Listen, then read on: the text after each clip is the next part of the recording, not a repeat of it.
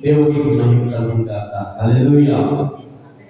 మంచిది. చేరువచ్చిన మీ అందరికీ మన ప్రభువైన యేసుక్రీస్తు నామములో మీ అందరికీ నా హృదయపూర్వక వందనాలు. మంచిది. ఈ యొక్క 25వ శ్రమ ధ్యానాలయంలో కూడిక మరి 10 నిమిషాలు వాక్యము మనం ధ్యానం చేద్దాం. 10 నిమిషాలు. ఈరోజు తారీఖు 3వ తారీఖు ఏప్రిల్ మాసం, ఏప్రిల్ నెల.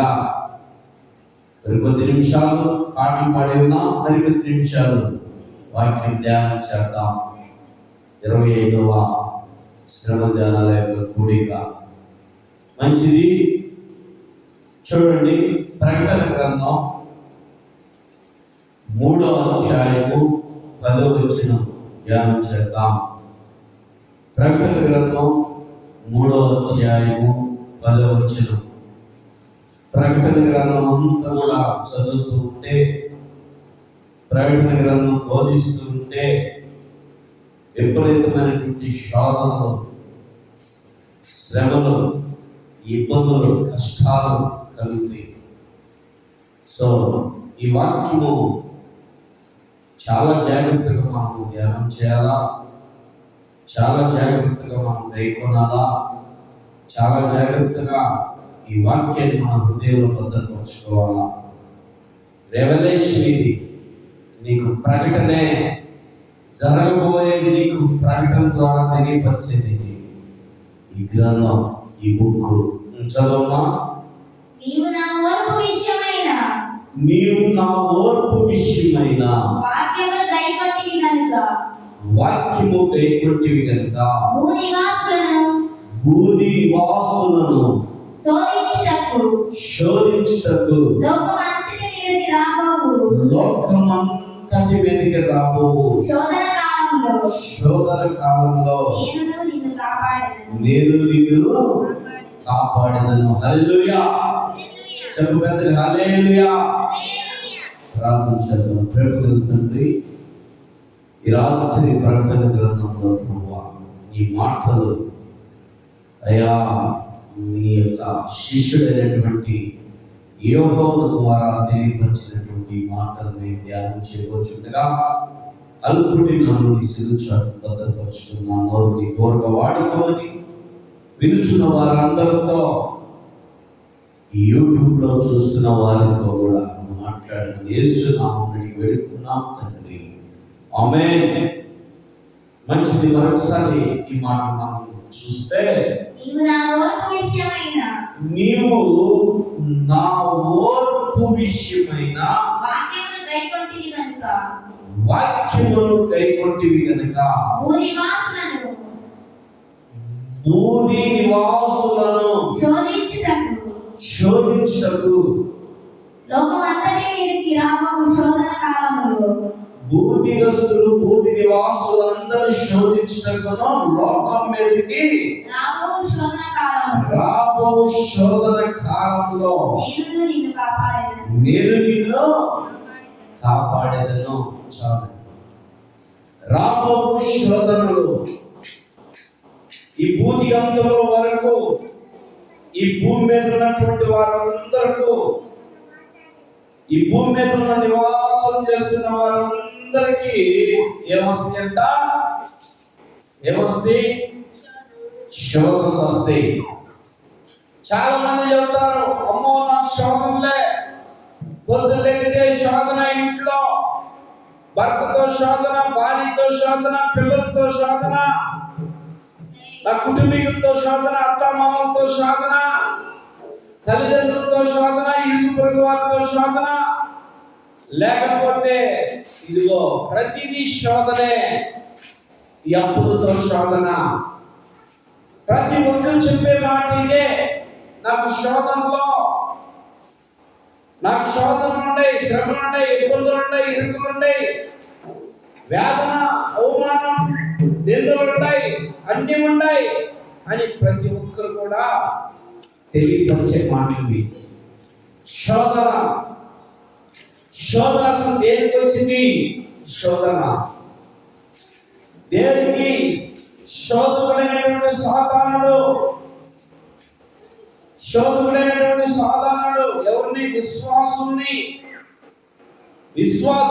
సేవకుల్ని, విశ్వాసరాలని, దేవుని సన్నిధికి వచ్చేవారిని, దేవుని మాటలు వినేవారిని అందరినీ శోధించడానికి ఏదో ఒక రకంగా పూనుకుంటాడు.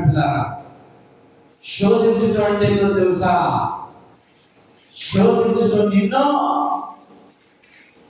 పెడదావలు పట్టేటివే శోధించడం. నువ్వు దేవునిలో నువ్వు నిలవగలిగినప్పుడు, దేవుని వాక్యము చదవగలుగుతున్నప్పుడు, దేవుని సన్నిధిలో ప్రార్థించినప్పుడు, దేవుని వాక్యము చక్కగా వింటున్నప్పుడు సాతానుడు ఏం చేసిందని శోధిస్తుంది. ఏ శోధన అంటే అన్ని రకాలైన శోధన. కొంతమందికి శారీరకమైన శోధన కలిగింది, కొంతమందికి ఆర్థికమైన శోధన దొరికింది, కొంతమందికి మానసికమైన శోధన కలిగింది, కొంతమందికి అక్కడ మాటలు ఇక్కడ మాటల ద్వారా శోధనలో కలుగుతూ ఉంటాయి. ముసలమ్మ ముచ్చట్లు మాటలు వినాలని ఆశపడినప్పుడు ఆ మాటలు చెప్పేవాళ్ళు, ఆ చదువుతూ ఉండగా వినేదాన్ని నీకు వినేవాడు నీకు ఏం కదంటే శోధన. ఎందుకంటే ఏదో ఒక మాట నేను పట్టుకున్నాక నీకు శోధన మొదలైంది కదా. శోధన మొదలైంది. శోధనలో చూడండి, ఈ శోధన గురించి చక్కగా అసలు ఈ శోధన నీకు ఎందుకు వస్తుంది? ఈ శోధన అంటే శారీరకమైన బలహీనత కూడా కావచ్చు. నీకు ఎందుకు వస్తుంది ఈ శోధన? శోధన ఎందుకు రావాలి నీకు అంటే వాక్యం చెబుతూ ఉన్నది. యాకోబు పత్రిక 1వ అధ్యాయము చూడమ్మ. యాకోబు పత్రిక 1వ అధ్యాయము 12వ వచనం చదువుదాం. చదవమా. యాకోబు పత్రిక శోధనను మైక్లో చదువు. శోధన సహించువాడు ధన్యుడు, అతడు శోధనలో నిలిచిన వాడై ప్రభువు తనను ప్రేమించు వారికి వాగ్దానము చేసిన జీవ కిరీటము పొందును. దేవుడు కీడు విషయమై శోధింపబడినాడు. ఆయన ఎవరిని శోధించడు గనక ఎవరైనా శోధింపబడుతుంటే నేను దేవుని చేత శోధింపబడుచున్నానని అనకూడదు. ప్రతి వాడును స్వకీయమైన దురాశ చేత ఏడవబడిన వాడై శోధింపబడును. దురాశ గర్భమును ధరించును. పాపము కనుక పాపము పరిగెత్తమై మరణమును కలుగును. చాలు. ఎవడు దేవుని చేత శోధింపబడడు. గుర్తుపెట్టుకోండి ఈ మాట. ఏమండి? గుర్తుపెట్టుకోండి. ఎవరు దేవుని చేత శోధింపబడ్డో మనకి ఒక ఆలోచన ఉంది. ఏం ఆలోచన? ఈరోజు నేను ఉదయకాలంలో ఈ వాక్యాన్ని చూసాను. స్టేటస్లో రవి ఈ వాక్యాన్ని పెట్టాడు. ఈ వాక్యము చూసినప్పుడు దేవుడు నాతో మాట్లాడాడు. ఈ వాక్యాన్ని బోధించు అని. ఈ వాక్యము నన్ను పట్టుకుంది. ఈ మాటలో ద్వారా, ఈ వాక్యం ద్వారా చాలా మందికి ఏం కలగాల? ఆదరణ కలగాల. ఈ వాక్యము ద్వారా చాలా మంది ఆదరింపబడాలా. ఈ వాక్యము ద్వారా చాలా మంది మనసులో కట్టబడాలా. ఈ వాక్యము ద్వారా చాలా మంది కుటుంబాలు కట్టబడాలా. ఈ వాక్యము ద్వారా చాలా మంది మానసికమైన ఒత్తిడిలో ఉన్నవారు, శారీరకమైన బలహీనతతో ఉన్నవారు విడుదల పొంది బయటికి రావాలా. ఈ వాక్యము నేను బోధించాలని ఇష్టపడిపోయిన దేవుడు మాట్లాడుతూ ఉన్నాడు. ఈ వాక్యము ద్వారా దేవుడు నీతో నాతో మనందరితో మాట్లాడుతున్నాడు. వాయిస్ నాది, మాటలు నాయి కావు, గుర్తుపెట్టుకోండి. గొంతు నాది, నోరు నాది, మాటలు దేవుని, గుర్తుపెట్టుకోండి పిల్లలు. దేవుడు నిన్ను కట్టడానికి, దేవుడు నిన్ను బాగు చేయడానికి, దేవుడు నిన్ను బలపరచడానికి, దేవుడు నిన్ను ఉన్న పరిస్థితుల నుండి ఏ స్థితిలో నువ్వు పడిపోయాడో ఆ స్థితిలో లేవనెత్తడానికి దేవుడి మాటలు నీతో ఈ రాత్రి మాట్లాడుతున్నాడు. గుర్తుపెట్టుకో, శోధనంట దేవుని ద్వారా నీకు శోధింపబడవు. దేవుని ద్వారా నీకు శోధన రాదు. మరి నీకు శోధన వస్తుందంటే ఎవరి ద్వారా? ఎవరి ద్వారా? దురాశల ద్వారా. ఈ దురాశలు కలిగిస్తున్నటువంటి అపవాది ద్వారా నువ్వు శోధింపబడుతున్నావు. అపవాది ద్వారా నువ్వు శోధింపబడుతున్నావు. దేవుడంట ఎవరిని శోధించడంట, ఎవరిని శ్రమ పెట్టడంట, ఎవరిని ఇబ్బంది పెట్టడంట. మరి ఎవరు ఇబ్బంది పెడతారు? దేవుడు చేయకపోతే మరి ఎవరు చేస్తారు? సాతానుడు చేస్తాడు. సాతానుడు నిన్ను శోధించడానికి, సాతానుడు నిన్ను శ్రమల పాలు చేయడానికి, సాతానుడు నిన్ను దిగజారి స్థితిలోకి పంపించడానికి సాతానుడు కాసుకొని ఉంటాడు. ఏదేమో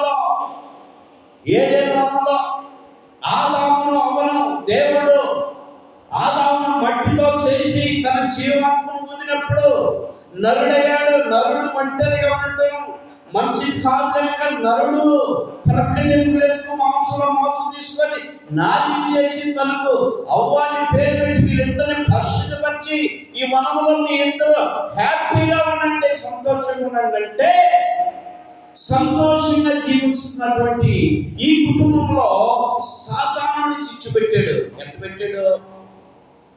సాతానుడు ఈ వనంలో, ఈ పరిశుద్ధ వనంలో, ఈ కుటుంబంలో సంతోషం ఉండమని దేవుడు చెబితే సంతోషం ఉండాల్సినటువంటి వీళ్ళు సాతానుడు వచ్చి వీళ్ళు శోధించి స్విచ్ పెట్టాడు. వీళ్ళకి ఏమైపోయారు? వీళ్ళు ఏమైపోయారండి? పాపంలో పడిపోయారు. పాపంలో పడిపోయారు. ఎలా పాపంలో పడ్డారంటే, అంతకు ముందు వాళ్ళకి వస్త్రత లేదు, వస్త్రము లేదు, వాళ్ళు దిగంబరిగానే ఉన్నారు, వస్త్రము లేదు. ఎప్పుడైతే చెయ్యొద్దన్న పని చేశారో, తినొద్దన్న పండు తిన్నారో, వెంటనే వాళ్ళ మనోనేత్రాలు తెరవబడిపోయి వాళ్ళకి ఏం కలిగింది? దిగంబరంగా ఉన్నామన్నటువంటి విధానం కలిగిపోయింది. దేవుని సన్నిధికి వస్తున్నటువంటి నువ్వు, దేవుని మీద ఆపుతున్నటువంటి నువ్వు, దేవునితో నడుస్తున్నటువంటి నువ్వు, దేవునితో సహవాసం చేస్తున్నటువంటి నువ్వు, నీ స్థితిగతి నువ్వు మర్చిపోయి దేవుని సన్నిధికి వచ్చి దేవుని ఆరాధిస్తూ ఉంటావు.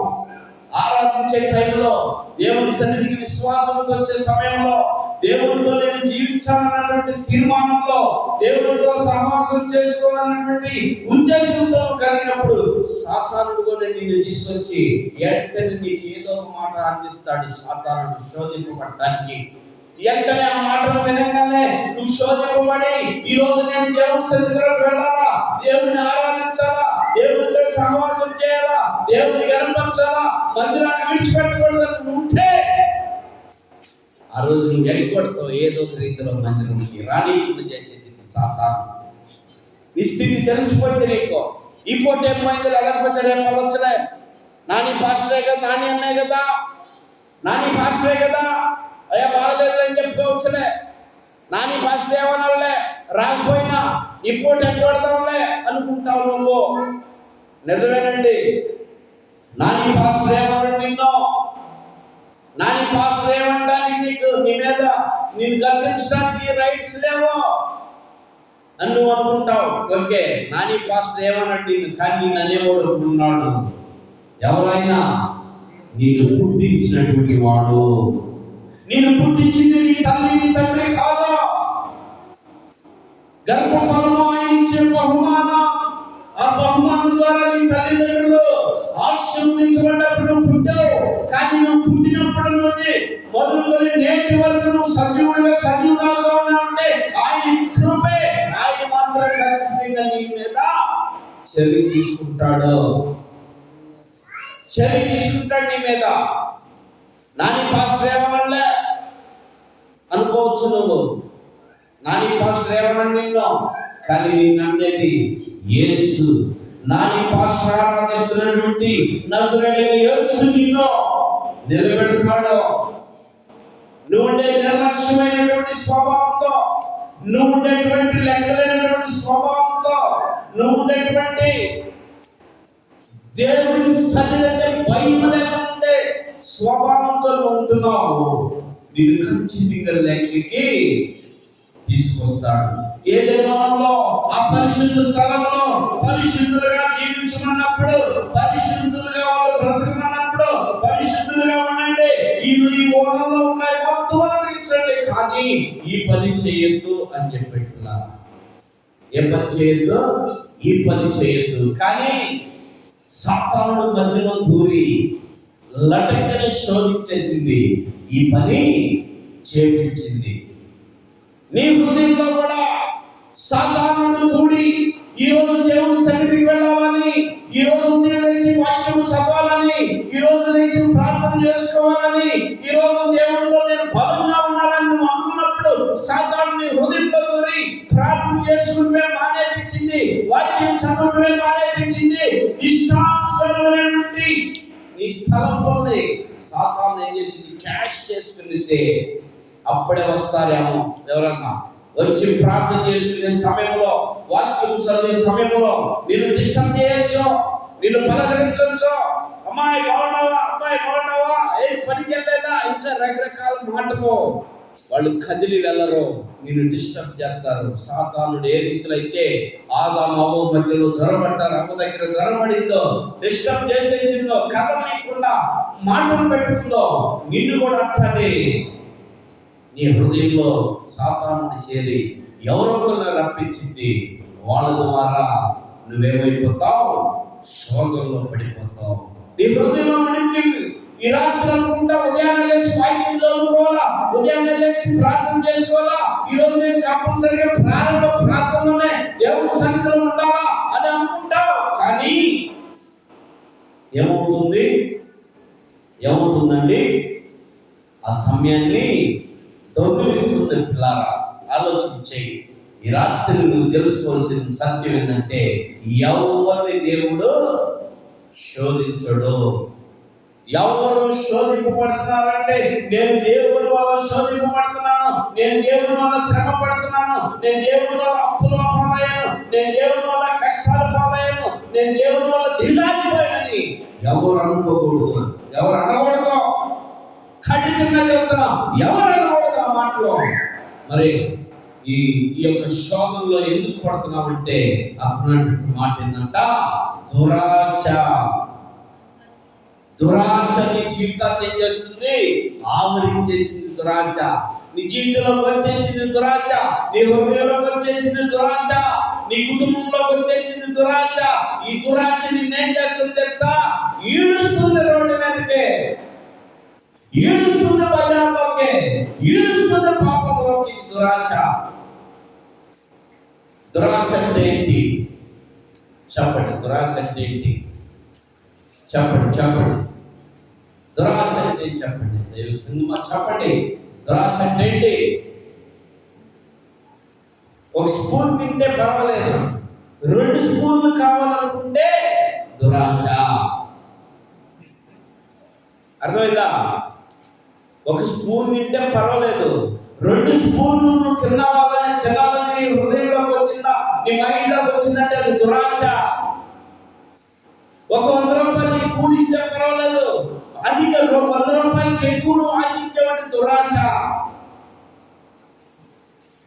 ఇలా అర్థం చేసుకో. దేవునితో సూటిగా మాట్లాడుతున్నాడు. నువ్వు నీ యొక్క స్తోమత కలిగి, నీ స్టామినా కలిగి నువ్వు తినగలిగితే పర్వాలేదు. నువ్వు అధికి మించి తినాలనుకుంటే దురాశ ఏం చేసిందంట, గర్భం ధరించింది దురాశ. ఒక బిర్యానీ తినొచ్చు నువ్వు, నీకు ఒక బిర్యానీ సరిపోయితే ఇంకో బిర్యానీ కూడా అదనం ఉంటే దాన్ని కూడా తినాలని మనసు కలిగింది నీకు, తింటావు.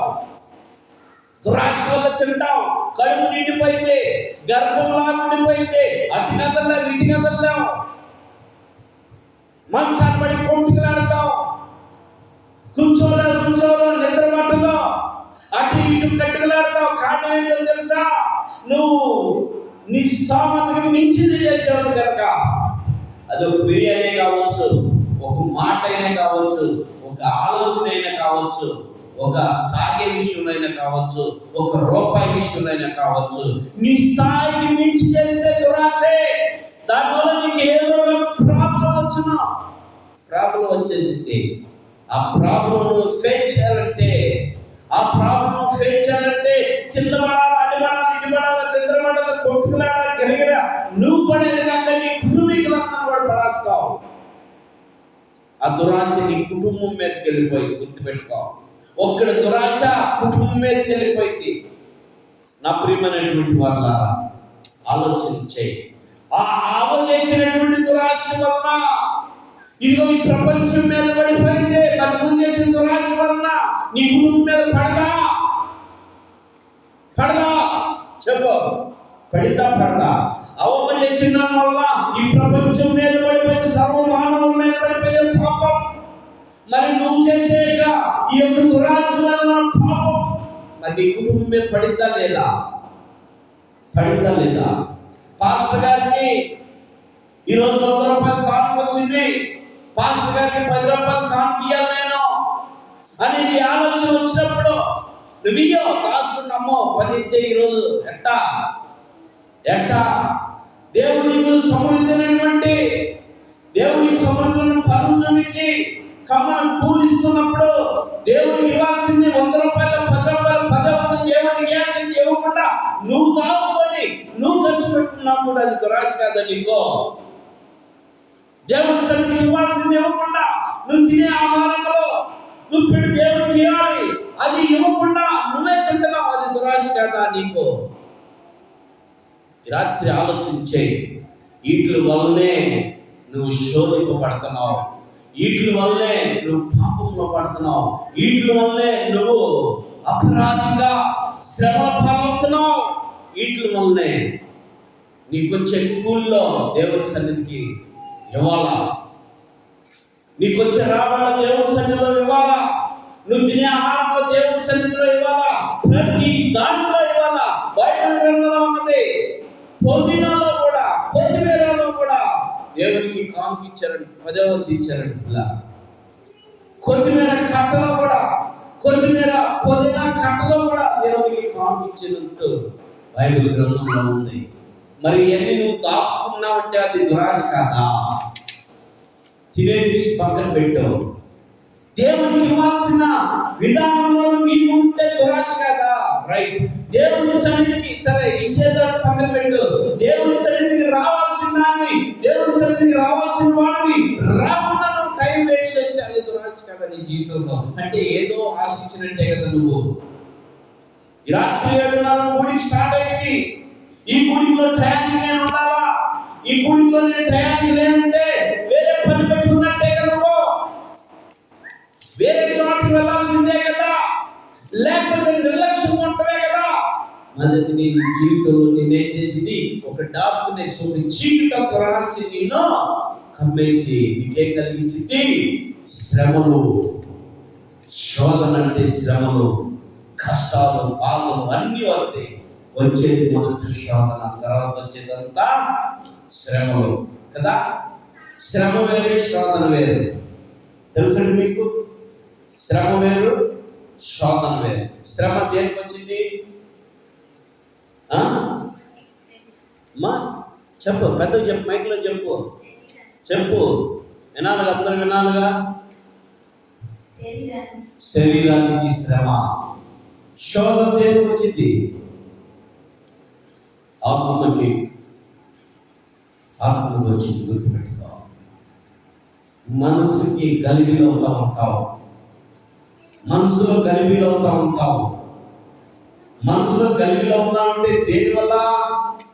ఆ శోధన. ఆ శోధన ఏంటి? శోధనలు ఏంటి? మాటలు. గుర్తుపెట్టుకో, శోధన అంటే మాటలు. మన పొరుగువారే కావచ్చు, మన పొరుగువారు మన నచ్చని వారి మీద మనకి చెప్పే మాటల వల్ల మనం ఏమవుతాం? గలిబిలైపోతాం. అత్తమికి అవుతారు కోడల మీద పొరుగువారు సాడీలో ఏది నీళ్ళు లెక్క చేయట్లేదంటగా, ఏది నీళ్ళు పొలగట్లేదంటగా, ఏది నిన్ను అనగా అత్తకేం కలిగితే శోధన కలిగిపోయింది, గలిబిలైపోయింది. అత్త మీద కోడలు చెబుతావు, ఏంటి నేను పొద్దున్నే లేపుతుందంట, ఏదో అడ్డు కడగమంటుందంట, గొడ్లు ఉతకమంటుందంట, ఇల్లు చెప్పమంటుందంట, వాయిద్యం చెప్పమంటుందని అత్త మీద కోడలకి సాడి చెప్పారంటే పొరుగువారు కోడలు శోధింపబడి ఏమవుతుంది? శ్రమల పాలైపోతుంది. శ్రమల పాలు ఎలా అవుతుందో తెలిసే శ్రమల పాలు. అది కూడా నేను ఒక మాట మీకు చెప్పాలని ఆశపడుతున్నాను. శ్రమల పాలు ఎలా అవుతుందో తెలుసా? మీ అమ్మేంది నన్ను ఉదయాన్నే లేచి అంట్లు కడగమంటుంది, మీ అమ్మేంది నన్ను ఉదయాన్నే లేచి వాకి కొడమంటుంది, మీ అమ్మేంది నన్ను ఉదయాన్నే లేచి అయ్యేమంటుంది ఇయ్యేమంటుందని మొగుడు చెప్పినప్పుడు మొగుడు ఏమంటాడు? టక్మని కొడతాడు. మరి నువ్వు చేసి ఎవరు చేస్తారు? పక్క ఇంట్లో చేస్తారా? నువ్వు కొడతాడా లేదా? అలా కొడితేనే కుటుంబము హ్యాపీగా ఉంది. అవునా? హ్యాపీగా ఉంది. రైట్. నా పిల్లరా, భార్య చెప్పిన మాటలో భర్త విని ఏం చేయాలి? భార్యని బలపరచాలా? మన పనే కదా, మన కుటుంబమే కదా, మన గృహమే కదా, మన వాకిలే కదా, మన ఇల్లే కదా, మన అంట్లే కదా, మన వస్త్రాలే కదా, మన మన మన అని చెప్పి చేయించాలా? ప్రియులారా, భార్యకు ఒత్తాసు పలిగితే ఇక్కడ అత్త అనగా తల్లి శోధింపబడింది. తల్లికి శ్రమలు అవుతాయి. తల్లి చేయాల, తల్లికి శ్రమలు స్టార్ట్ అవుతాయి. వీటన్నిటినీ తీసుకొచ్చేది ఎవరో తెలుసా? ఎవరండి? సాతానుడు. ఈ సాతానుడు చెప్పే మాటలో మీ మాటలు విని శోధనలో పడతారు. ఈ సాతాను చెప్పిన మాట విని అవ్వమ్మ శోధనలో పడింది. శోధనలో పడిన తర్వాత ఇక స్టార్ట్ అయింది శ్రమ. కోతమ్మ వద్దని కోసేసింది. కోసేసిన తర్వాత తిన్నామ వద్ద తినేసింది. తినేసిన తర్వాత భర్తకిచ్చి తినిపించింది. ఇక స్టార్ట్ అయింది శ్రమ. తెలిసిపోయింది, మనోనేత్రాలు తెరవబడిపోయి వాళ్ళు దిగంబరగా ఉన్నారన్న సంగతి తెలిసిపోయింది. దేవుడు పిలిచాడు, అవ్వా ఎక్కడ? అయ్యా నేను చెట్టు సాటున్నాను. దేనికి ఉన్నావు? తప్పు చేశాను. ఏం తప్పు? నువ్వు చెప్పిన పని చేయొద్దు పని చేశాను. ఏదో వెళ్ళి చెట్టు సాటున్నా. ఎందుకున్నావు చెట్టు సాటున్నా అంటే నేను దిగంబరగా ఉన్నాను. ఎవరు నువ్వు దిగంబరగా ఉన్నావు అని చెప్పింది? ఇదిగో ఈ సాతానుడు, ఇదిగో నన్ను మోసగించాను, పండుని తినొద్దంటే, నువ్వు చెప్పిన పండుని తినొద్దంటే సాతానుడు చెప్పిన తిన్న తర్వాత నేను దిగంబరిగా తెలుసుకున్నాను. దీనికి కారణం ఇదిగో అన్నట్టు. పిల్లరా, చెప్పుడు మాటలు వినడానికి నువ్వు లక్ష్య పెడతావు. చెప్పుడు మాటలు విని ఏం చేస్తావు? కుటుంబం మీదకి గొడవలు వెళ్తావు, ఇరుగు పరివారం మీద గొడవలు వెళ్తావు. చెప్పుడు మాటలు వినే నువ్వు నీ శరీరాన్ని బలహీనత తెచ్చుకుంటావు. చెప్పుడు మాటలు విని నీ కుటుంబాన్ని శోధనలో పడేసుకుంటావు. ఇదంతా కూడా దురాశ వలనే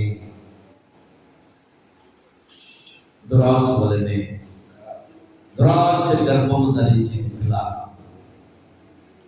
సమయం అయిపోయింది. దీన్ని మళ్ళా ఇంకొక 5 నిమిషాలు పొడిగించి, ఇప్పుడే వచ్చింది కనుక ఒక 5 నిమిషాలు పొడిగించి తెలియపరుస్తాను. మిగతా వాళ్ళు రేపు చూద్దాం. చూడండి, దురాశ నిన్ను నీ జీవితాన్ని చేసింది, గలిబిలి చేసేసింది. గలిబిలిలో పడిపోతావు. నువ్వు ఏమి చేయాలో నీకు తెలియదు, అర్థం కాదు ఈ దురాశ వలన. అందుకని ఇక్కడ ఉన్నటువంటి మాటలు చాలా ఆ ప్రకటన గ్రంథంలో ఉన్నటువంటి మాటలు, భక్తుడైనటువంటి యోహాను రాసినటువంటి మాట, ఆయన ఎంతగానో పిల్లారా దేవుడు ఆయన తెలియపరిచి రాయించిన మాటలకి. ఈ వాక్యం వింటున్నప్పుడు నీ జీవితంలో ఎలా ఉంటుందో తెలుసా? ఒక శోధనకరంగా ఉంటుంది. ఈ వాక్యం వింటే సాతాను నిన్ను వెళ్ళి ఈ వాక్యాన్ని ఏదో కలిగిన పరిస్థితి కలవరపరుస్తూ ఉంటుంది. ఈ వాక్యాన్ని నేను వెన్నీకుండా చేయాలని, ఈ వాక్యం మీద నీ మీద ధ్యాస పట్టనీకుండా చేయాలని చూస్తూ ఉంటుంది. మరొకసారి చదువు రెండో భాగం ఆ 10వ వచనంలో, నీవు నా ఓర్పు విషయమైన వాక్యము గైకొంటివి గనుక భూమి నివాసులను శోధించుటకు లోకమంతటి మీదకి రాబో శోధన కాలంలో నేను నిన్ను కాపాడుతాను. చూడు, భూమి మీద ఉన్నటువంటి వారందరి మీదకి, లోకంలో ఉన్న వారందరి మీదకి శోధన రాబోతుంది. ఈ శోధన నేను నిన్ను కాపాడుతాను అంటే అందరిని అన్నాడా లేకపోతే నిన్నే అన్నాడా? ఏమండి చెప్పండి, అందరిని అన్నాడా నిన్నే అన్నాడా? దేవుడు లోకం మీద అందరి మీదకి వచ్చి ఏ ఒక్కరిని విడిచిపెట్టదో. మా ఇంట్లో వాళ్ళ మీదకే కాదు శోధనలో, మా ఇంట్లో వాళ్ళ మీదకే కాదు శ్రమలో, మా ఇంట్లో వాళ్ళ మీదకే కాదు కష్టాలు, మా ఇంట్లో వాళ్ళ మీదకే కాదు వ్యాధులు, మా ఇంట్లో ఉన్న వాళ్ళకే కాదు ఇబ్బందులు, మా ఇంట్లో ఉన్న వాళ్ళకే కాదు అప్పులో. ఎవరి మీద ఉన్నాయి? అందరి మీద ఉన్నాయి. అందరికి ఉన్నాయి. కానీ వీటిలన్నింటిలో నువ్వు కూడా ఉన్నావు కనుక నిన్ను విడిపించాలంటే, నిన్ను తప్పించాలంటే, నిన్ను బాగు చేయాలంటే, నిన్ను లేవనెత్తాలంటే, నిన్ను బయటికి తీసుకురావాలంటే నువ్వేం చేయాలో గుర్తుపెట్టుకో. నువ్వేం చేయాలో చెప్పి నేను ముగిస్తాను. నువ్వేం చేయాలో చూడు, నువ్వేం చేయాలో. ఈ శోధనలో ఉన్నటువంటి నువ్వు, ఈ బాధలో ఉన్నటువంటి నువ్వు, ఈ కష్టంలో ఉన్నటువంటి నువ్వు, ఈ ఇబ్బందులో ఉన్నటువంటి నువ్వు, ఈ అప్పుల్లో ఉన్నటువంటి నువ్వే కాదు, నీ కుటుంబమే కాదు, లోకంలో ఉన్న వారందరికీ జరుగుతున్నటువంటి పరిస్థితులు కనుక వీటన్నిటిని విడిపించాలంటే వాక్యం ఉంది. ఈ వాక్యము చదివించి వివరించి నేను ముగిస్తా. 40 భాగం రేపు చెబుతా. 128 దావిది కీర్తన మొదటి చరణం చూస్తే 8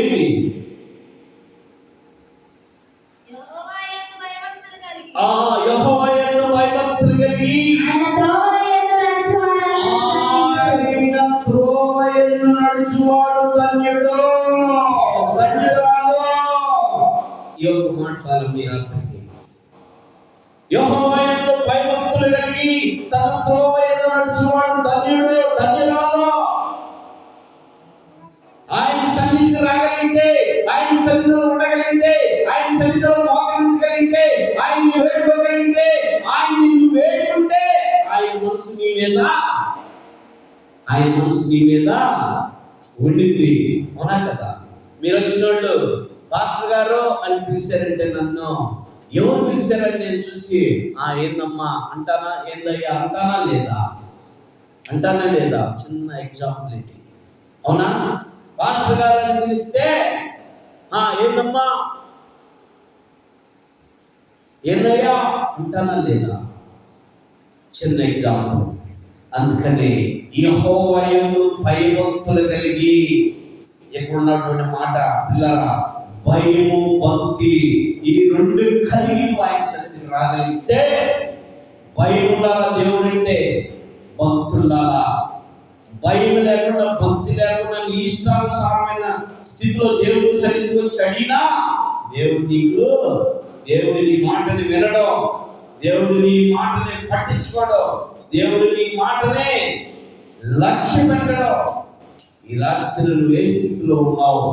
ఈ రాత్రి నువ్వు ఏ స్థితిలో ఉన్నావు, ఈ రాత్రి దేవునికి ఏ స్థితిలో దేవుని సన్నిధికి వస్తున్నావు, నువ్వు ఒకసారి నీకే నువ్వు ఆలోచన చేసుకొని పరీక్షించుకొని రావాలి. దేవుని సన్నిధిలో భయం ఉండాలా, భక్తి ఉండాలి పిల్లలారా.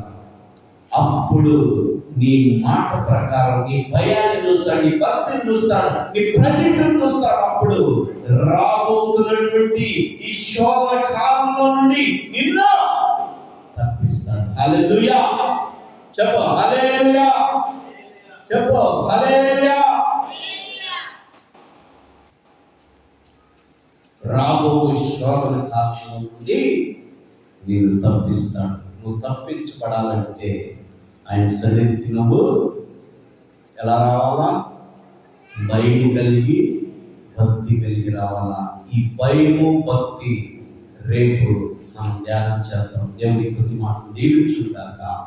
ఆమేన్, ఆమేన్, ఆమేన్.